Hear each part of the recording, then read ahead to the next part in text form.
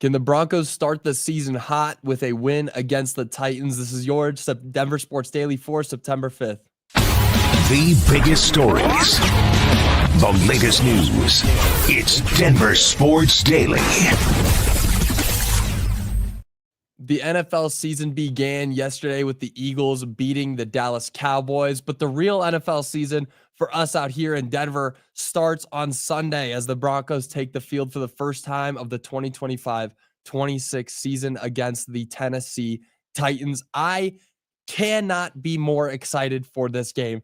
There's something about NFL football when it comes back, it just feels like home. It really does. I mean, it feels like fall is coming back. This is the best time of year. This is the time where I'm living my life. Cannot be more excited. Huge game. Of course, the Tennessee Titans are one of those teams that most people are looking at going up against the Broncos and saying, okay, so the Broncos are going to start 1-0. And I agree with them. The Broncos should start 1-0. Overall, there's so many positives to look at for the Broncos on this game when you're talking about this game. But there's no question that this should be an easy win for the Broncos. And I'll kind of go through these. But first of all, the league is getting their first look at Tennessee's rookie QB, Cam Ward. And that's cool. That's exciting. I mean, Cam Ward was great in college. He had a few really good seasons. He had a great final season with Miami down there. But wow, it's going to be a real welcome to the league moment when he has to go up against that Broncos defensive unit. I can't wait to see them just go off on him. They're going to make him look like a little kid. I mean, maybe it's a little bit of bias because I love Shedeur Sanders and everybody thinks that Cam Ward is so much better than Shedeur Sanders, and I couldn't disagree more. Or maybe I really do just believe that Cam Ward isn't going to translate well to the NFL, and I don't think he will. Cam Ward, when he was in college, he was great at sitting behind an offensive line. He was great at that. He made a couple really good passes and a couple great reads to get him out there into some open space, but he is going to have a real hard time when it comes to this Broncos defensive unit because of how quickly they can get to the quarterback, because of how well they can lock down certain parts of the field. Patrick Surtain Island, he's not getting any passes off to where Patrick Surtain is. If that's Calvin Ridley out there, Calvin Ridley might have 0 points in fantasy, because Cam Ward is not going to be able to make those reads when it comes to Patrick Surtain and when it comes to Nick Bonito, freshly extended Nick Bonito rushing him. It's going to be a real welcome to the NFL moment. Now, also, what I want to touch on is Bo Nix, his offseason growth. Will it be apparent? Will it look like he's grown a lot in the offseason? Yeah, it will look like he's grown a lot. I mean, there were conversations I was having him. He wasn't having the best training camp. He wasn't having some very good preseason performances. But don't be afraid, guys. I'm here to say he's going to be better this season. I mean, he had an outstanding rookie year, and now he's better. He's gotten better, and it's not just him that's gotten better. It's the amount of new weapons around him. They've increased the ability for him to look for reads. They've increased the ability for him to find open players because of the additions of people like Evan Ingram, J.K. Dobbins, R.J. Harvey. Maybe the subtraction of Devon Vele, but the introduction of Pat Bryant. You're looking at all these new pieces coming onto the team that will make him better. So he will have a better season. And that's crazy because he already had a great rookie year. I mean, he really was the rookie of the year in my eyes. He had more passing yards and more touchdowns than Jaden Daniels. But because Jaden Daniels was hurt, the stats were a little bit wonky. Still, Bo Nix was right up there with him. Now, not only will the weapons be helpful for Bo Nix because he'll be able to see them out in the field, but they'll be helpful to Sean Payton. His full playbook will be on display.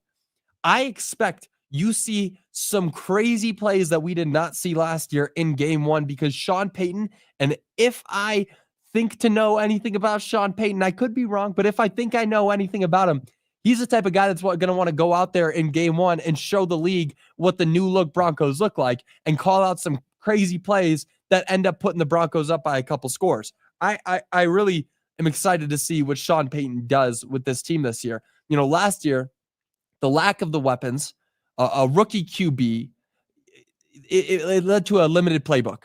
You got a rookie QB, you got wide receivers like Cortland Sutton and Marvin Mims who aren't ever graded in the highest caliber in the league. You have no real running back. You have no real tight end. Now those guys are better. You got Cortland Sutton, who is a captain for the 5th time this year. He really has had a good connection with Bo Nix. Marvin Mims, of course, deep ball threat if I've ever seen one. Troy Franklin and Pat Bryant, who are out there fighting for snaps, going to be filling in that spot of Devon Vele. You got 2 new running backs to take over from Javonte Williams last season, and I'll touch on Javonte Williams in a second because there's something I want to say. But you got 2 running backs in RJ Harvey and J.K. Dobbins, and you got a real solid tight end in Evan Ingram. The playbook is wide open for Bo Nix and Sean Payton. I really do expect him to get out there and just start doing some crazy stuff right away. And I did want to say something about Javonte Williams. Congrats to him yesterday. 2 crazy touchdowns, really went off for the Cowboys in game 1. He looked like the Javonte Williams that we knew and loved over here in Denver. He had some crazy plays. So I know that maybe not as much Broncos forward or facing as this show usually is, but Javonte Williams, gotta love to see him succeed. Gotta love it. I can't hate on that as much as, I hate the Cowboys. I can't hate on Javonte Williams ever. Now, the Broncos are going into this game on Sunday against the Titans as 8-point favorites. I said earlier this week that I think they'll win this by 10 points, but we'll see. That's just what the sports books say.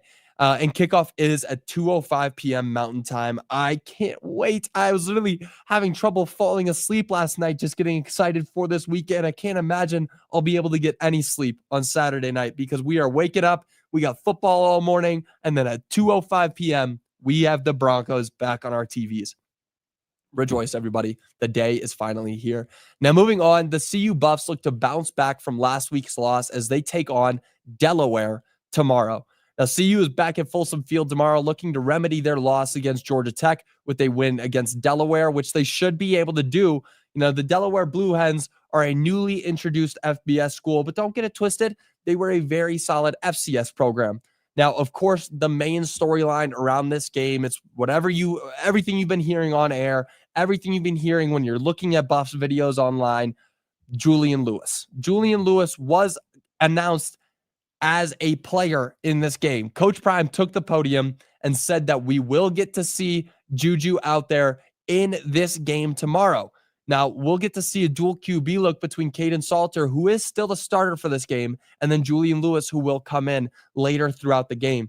But that may only make things more confusing for the offense. If you listened earlier this week when I was talking about how he will play this game, all that I was saying was that it's going to lead to confusion, and it will. Maybe not the best move, but when you're going up against a team like Delaware, where no hate to Delaware, but they're not very good, it's maybe a good time to showcase some of your talent, some of your freshman talent, a true freshman, a real young freshman, just turned 18 a couple weeks ago. So he will get out there to play, and I'm really interested to see what it looks like. But again, I'm really worried that it will lead to a more confused offense.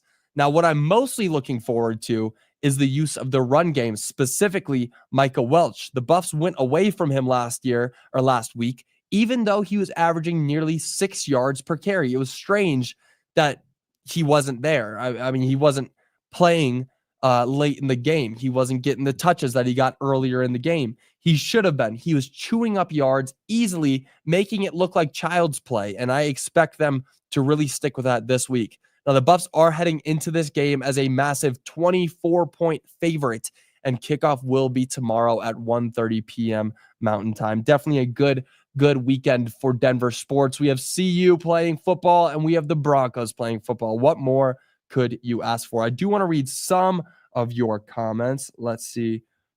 Good morning, Joey. I see some of the Titans players are talking smack about Bo Nix. Time to pounce. Yeah, I was seeing something earlier today. I believe it was a defensive lineman, but he was like, yeah, he'll read his first read and then he'll start running. And it's like, have you ever watched Bo Nix before? No, he'll read his first read, move around the pocket, and then throw a 50-yard bomb to Marvin Mims. How are you going to defend that? What are we even doing here? Like, they are talking a little bit of smack, and I'm excited to see this massive blowout coming their way. Javonte only did well because Carter didn't play. You can put as many excuses on it as you want, but when you're getting 2 touchdowns in a game, especially early in the game, like Javonte did, there's really no way to hold that back from him. There's no way to take that back from him. I mean, Javonte played well. Sure, Jalen Carter wasn't there, but that's his fault. Don't spit at Dak Prescott. Then you won't get kicked out of the game. That's a real stupid move. And I don't care if you're going to come in and say, oh, well, Dak spit first. He was the one that got caught, and that's all that mattered. But that'll do it for Denver Sports Daily. I will see you guys all tomorrow, or on Monday, actually. Excuse me. This whole 4-day week has got me all thrown off. But on Monday, we will be coming back talking about a Broncos win. I'm so excited. I will be back here on Monday talking about that all. But until then, have a great weekend, a great rest of your day, and I will see you all later. Bye, y'all.